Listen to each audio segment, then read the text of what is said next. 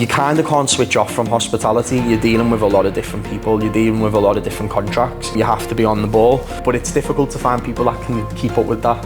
If you want to be in this industry and you want to grow in this industry, you've got to be prepared to work 7 days a week. Always think about your budget. Budgeting is a massive part of being a successful, profitable business. And that's one thing I do a lot more of now. Hi, so today I'm with Chris Wright, who is the party king of Dubai, and we have the incredible backdrop of the city of Dubai, which is where your business is now based, but it hasn't always been based in Dubai. You actually started out from very humble beginnings. Chris, can you maybe tell us the journey of your idea and how you started your first business and what you did? Started out very, very young at the age of 12. That was my first ever entrepreneurial idea. I started DJing in basically kids' parties as a very young age. Mum and Dad used to drive me around all around the northwest, basically doing mobile DJing for kids' parties. Kind of had a eureka moment, was like, right, I can make good money from this, start hiring people, and it started to grow. And then long story short, I really got into the whole industry of nightlife and really enjoyed the music side of it and the DJing and putting on events and helping people create events. So I went to Ibiza when I was 18 and started to do events there, and it just sort of spiraled into Dubai then when I was 23. Tell us about how you made the transition from kids' parties to weddings to Ibiza, because that's the weddings to Ibiza is the kind of massive. Is the drum. So I think when I was kind of around about 17, I started to get taken a little bit more seriously. Obviously, if you were going to book a 12-year-old kid for your wedding, it wouldn't look that great, would it? So I think as I got older, I started to get more of a reputation, and I was getting booked like literally 4 or 5 bookings every single Saturday and Friday, and I was back to back. So I started to have to pick and choose me gigs basically. So I started to get into the weddings, but at the time I was very into production. I used to do photography and videography as well, which is another passion of mine. So I was doing videography for the weddings and then actually DJing at the weddings as well. So I was doing both, and I just kind of got to a point where I was like, right, I've done this now. I've been doing it for that long. I really want to start DJing and doing sort of events in Ibiza. So moved over to Ibiza. Started to work in the industry doing events for a brand called Pucker Up, and it sort of took me into DJing and working with Amnesia and Pasha and all the big sort of clubs in Ibiza, and it gave me that inspiration to. So how do you just rock up to the offices of Pucker Up and go, all right mate, I want to do your stuff? Pretty much, yeah. So I kind of got there when so I was 18, literally just turned 18, and Pucker Up at the time was one of the biggest boat party brands. It was the biggest party brand. They had an event at Es Paradis. They were doing boat parties every week, and I just went up to the manager and I was like, look, can you hire me? I want to work for you. And he was like, right, we don't really have a job right now, but you can sell tickets for us. So I was like, okay. So started selling tickets. I was literally going around the streets selling me soul to people who were on holiday, trying to get people to buy the tickets. And I kind of got to a point where I was the best in the team. Like I was like doubling the ticket sales in a day out of the whole team, and I don't know what it was. I just kind of had this knack for selling and sort of selling the brand and understanding. This is 2007, you were saying? 2007, yeah. And then it just sort of escalated then into becoming a manager, and then I got the opportunity 3 years ago to buy the company off them. And how did you fund that? I saved a lot of money. I put pretty much all my money I saved. Everything I had, I put into that business. I took a big risk on it. Unfortunately, the pandemic, at the time when we were meant to obviously have full ownership of the brand, the pandemic killed us. No boat parties for 2 years. This year we had a boom. Everything come back. So thankfully that investment paid off, because we've had probably the biggest year we've had for Pucker Up. So you're based in Dubai, but you're still running businesses in Ibiza? In Ibiza, yeah. So I fly back to Ibiza every 3 weeks. And so you were doing the parties in Ibiza, and that was going really well. Yeah. When did Dubai become a thing, and why? So Dubai came about when I was going back from spending all my summers in Ibiza and going back to Liverpool. And when I was in Liverpool, I was doing the same again. I ended up opening a bar with a friend of mine. and I was a 50-50 partner in it, and it was doing really well. But I just got to a point again. I'm kind of someone who likes to keep growing and taking things to the next level. So made it a success for my business partner, and then I was like, right, what's next for me? I want to go and live somewhere a little bit more challenging in the winter time. Liverpool kind of felt like I'd done what I could in Liverpool for the industry I was in, or for myself. And I just thought, you know what, I'm gonna go and try a new country, because I'd tried Ibiza and it worked and I loved it, and it wasn't all year round, so it was just 4 or 5 months of the year. So I was like, perfect, winter in Dubai, summer's not really happening in Dubai. It was great synergy between 2 different countries. So yeah, I just went to Dubai, and again I had to start from scratch. So I was selling myself to people who were obviously on holiday, trying to get them to come to events, trying to get into nightclubs, trying to get into different companies and events. I didn't know anyone here, and I started from the bottom again, just sort of working my way up as a PR, selling tables and hosting events and stuff. And then I kind of realised that I was good at what I was doing, so I was like, I need to turn this into a business now, exactly what I did in Ibiza. So I set up my first company and put my money that I'd made in the summer from Ibiza into the new company, set up the trade license. Started off with myself working for myself. I didn't have any team.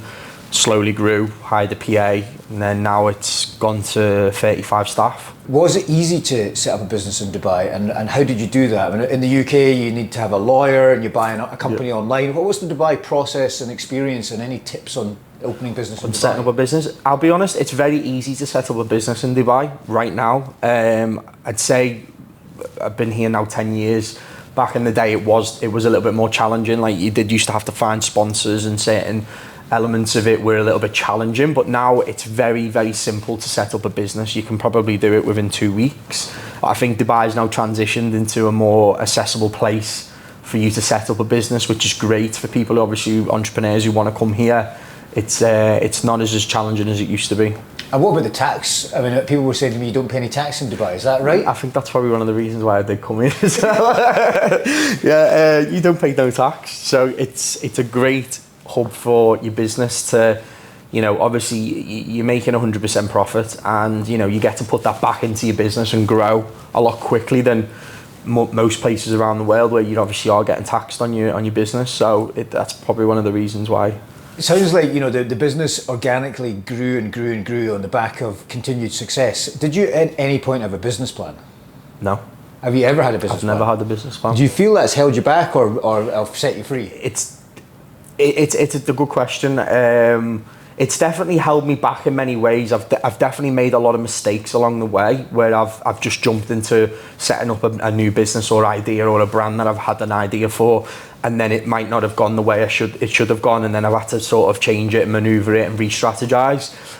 But I think for me, having a business plan sometimes that's the whole part of learning, right? For me, I've learned my success along the way of not having a business plan. I've obviously had a plan in my head of how I want it to grow and where it's going to go and what I want it to be. But strategy-wise, sometimes, like, when you don't know everything about what you're doing in a new place, I don't know how you can sometimes have a business plan unless you're an expert in that specific field of what you're doing.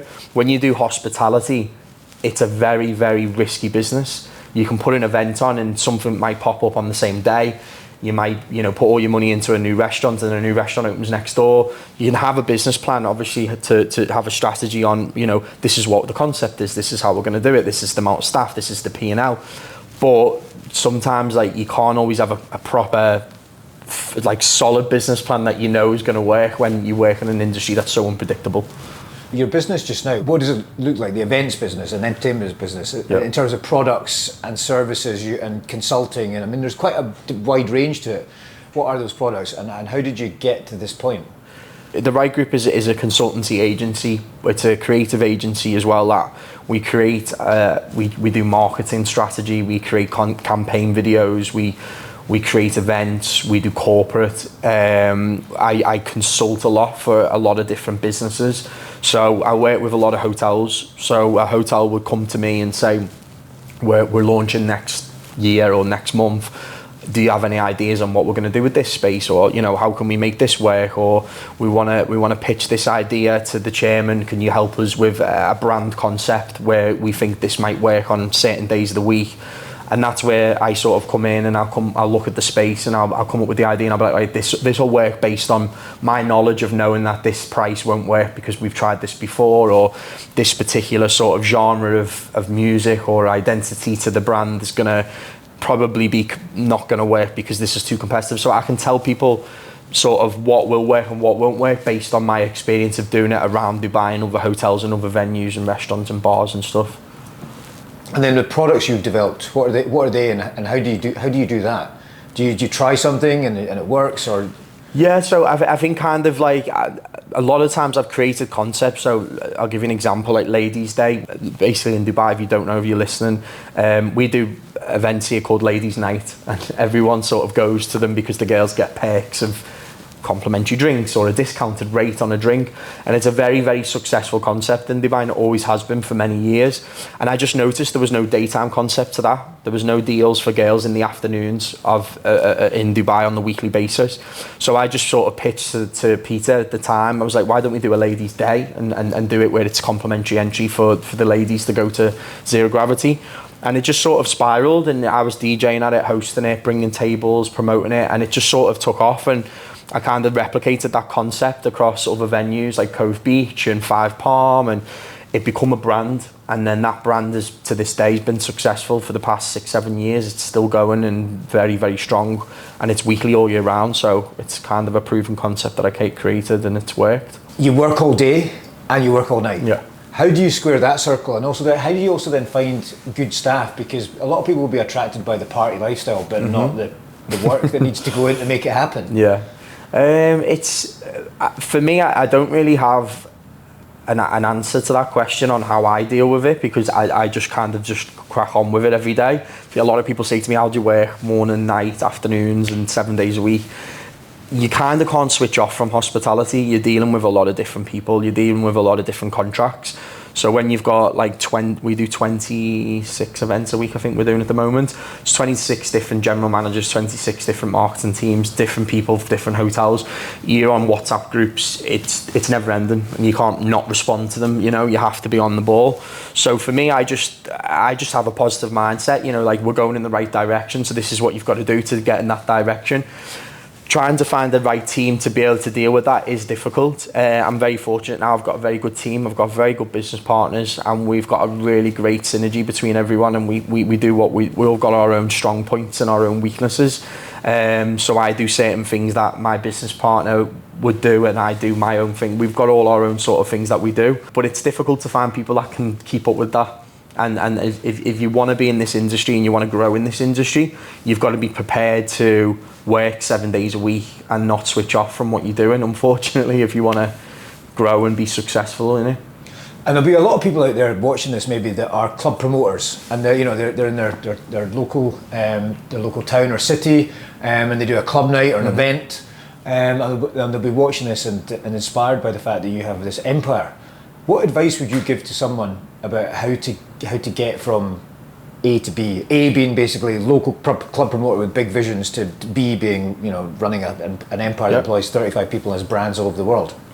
I think the best advice would be I think probably one of the secrets to my success of what I've done is I've always tried to be original with what I do. I've tried to create stuff or concepts that are completely different to anything else that's on the market. And I think a lot of the time people do like to replicate other things that are going on. People see other things and go, that works, I'm going to do the same, I'm going to copy the same idea, entertainment, brand, that whatever. I think for me, I like to see gaps in the market, and if I see something that's never been done before, sometimes that is the answer to the solution of the success of what you want to do, because people sometimes think that's a risk. Well, why hasn't it been done? Maybe it's not going to work. But if you don't try it, you'll never know. So I think a lot of the time I've had ideas, like we've come up with so many different concepts over the years where we've just thought, let's try this night, let's try a Greek concept, let's try a Latino concept, let's try a certain cuisine which we make it into this or whatever, and we just give it a go, and if there's not a dominant sort of event that's happening on the market for that particular genre, then we're like, okay, well, maybe we need to try this. there could be a demand for it. So what's your next big challenge ahead? what's next? So a lot of the stuff that I'm doing at the moment is creating brands and opening my own venues. So I've got 3 venues that we're working on at the moment, which we're working alongside big brands, which are very dominant in the market of hospitality in Dubai. Which I can't really say on camera right now, but you'll know in probably about 2 months' time. So I'm building venues now from scratch and coming up with ideas and consulting hotels on certain spaces in their hotels that might not be working, or they might have a certain venue that, you know, needs a lot of time and of attention to, and just re-strategizing it, recreating it, restructuring it, building it as well and refurbishing it. So that's my main goal right now, is consulting venues and hotels and entrepreneurs like myself who want to get into the hospitality industry, and using my sort of expertise and knowledge on how to help them make what they want a success. And the final question that we've been asking everybody, if you were to meet your younger self in the pub tomorrow, is there a nugget of wisdom, a word of advice, any mentorship you would give them? Definitely think about your budget of what you're going to spend.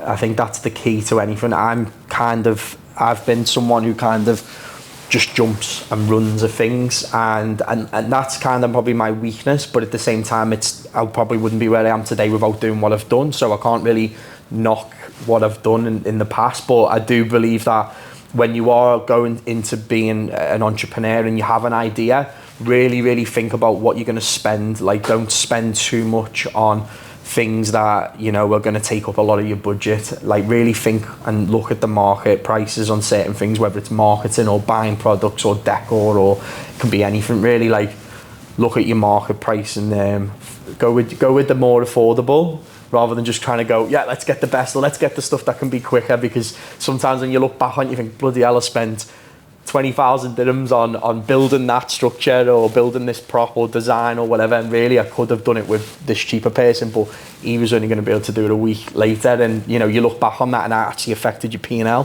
So yeah, I'd probably say always think about your budget, and your budgeting is a massive part of being a successful, profitable business. And that's one thing I do a lot more of now. Amazing. Well, Chris, thank you very much indeed. You've been an incredibly useful person for me to meet as well about my party lifestyle that lies ahead in Dubai. But thank you very much indeed for sharing your journey with us, and congratulations on everything you've achieved, and good luck with the future. Thank you.